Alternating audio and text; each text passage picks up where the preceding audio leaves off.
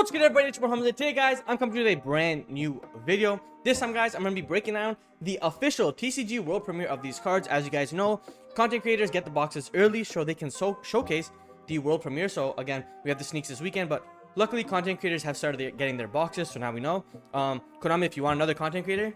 But basically, guys, we will start off. So the first card is going to be Fiend. This card says this: discard one card, then declare one attribute except water, special summon it to either field, and then it becomes that attribute. Then if you summon it to your opponent's field, special summon one level 4 lower monster or fiend monster with an original attribute other than the declared one from your hand or graveyard, and then you get locked into fiends. My opinion, this fiend restriction and this restriction from the extra deck, it needs to be implemented in more cards, honestly, because like that's the only way that you can prevent like this like nonsense of everything just getting splashed in. And personally, that's if we do that, that's fine. Like if Fiendsmith was like you're going to summon fiend monsters, perfectly fine. Like it will just make Fiendsmith as the archetype really strong, but these cards that are more generic, they're just getting abused like IP Appaloosa. But anyways, this in my opinion, it can be really good in Dark World.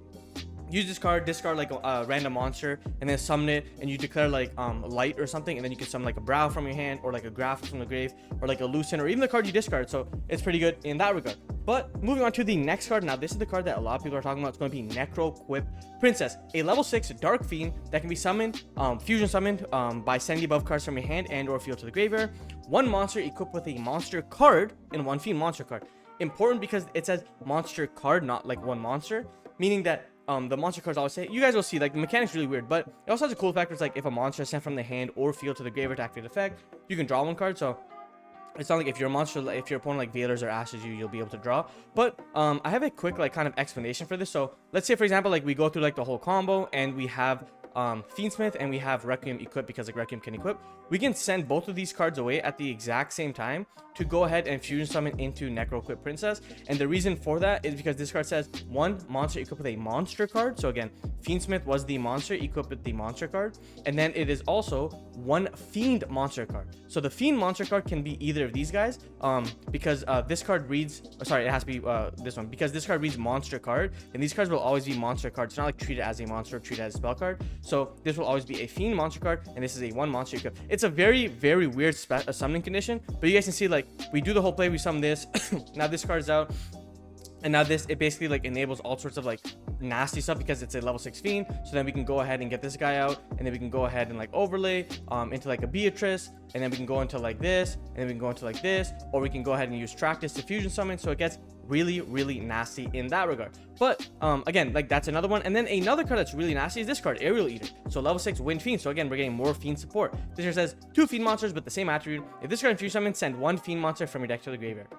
Crazy. If this card is in your graveyard, you can banish 2 level 6 or higher fiend monster with the same attribute and special on this card. So again, very, very good because it's a level 6 extender. So like I said before, we have Aerial Eater. I don't think I have it here, but we have Aerial Eater here. I think I pulled it up in my deck. So we have Aerial Eater here, which is the same thing. If this card is fusion summoned, you can send 1 fiend monster, and Tractus has the ability where it says you can banish this card from your graveyard and fusion summon 1 Fiendsmith monster. So basically, like, we get a free 6 off of this, and then if we play like Branded or play like Illusion, things of that nature, we can summon out this card as well. So it gets really good because now Beatrice becomes not only splashable in Fiendsmith decks, but if you play Fiendsmith Illusion, you can end on like double fusion. So it's really good in that regard. But that's it for like the Fiend cards, I guess you could say. Then moving on, we also have these new trap card sports. So we have something like Magic Colloidal Soul, I think it is. It's a level 2 water aqua tuner. Sorry, my nose is very runny. It's a level 2 water aqua tuner.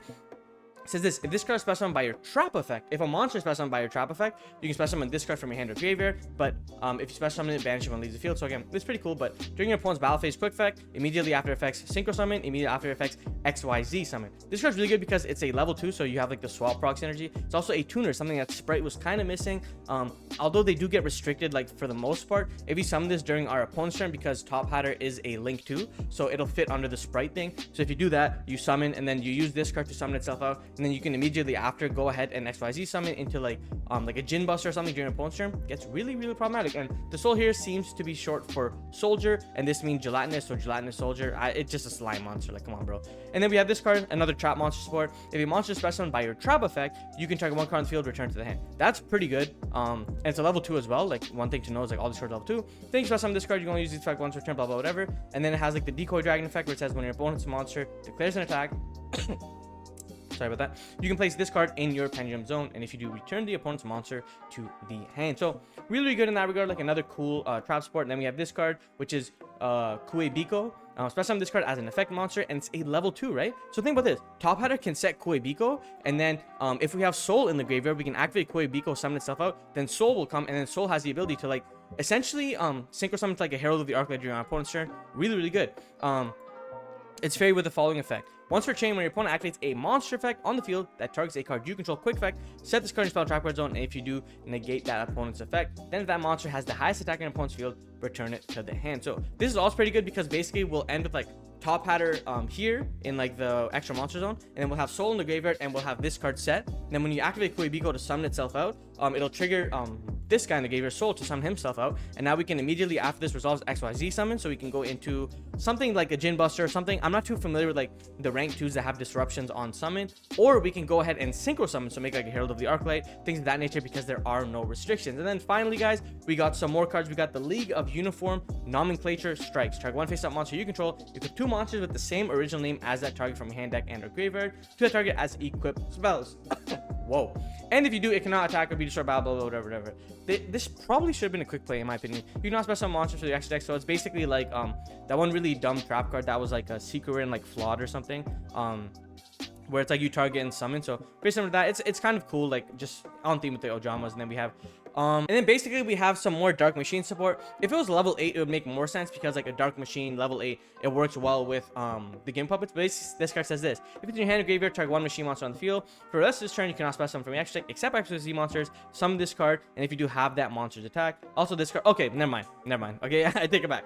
This card is a Game Puppet support because you get locked in XYZ, has to target a monster, a machine monster, and its level becomes it. So it works very well as a level 8 or a level 4. So again, I think they have like the Grotesque doll is like a level 4, and then all their guys are level 8. So it works very well in that regard. And then we have Zapper Shrimp. In my opinion, this card got some potential. If they just best summon, send 1 other card from your hand or field to the graveyard, target 1 spell trap card your opponent controls, destroy it.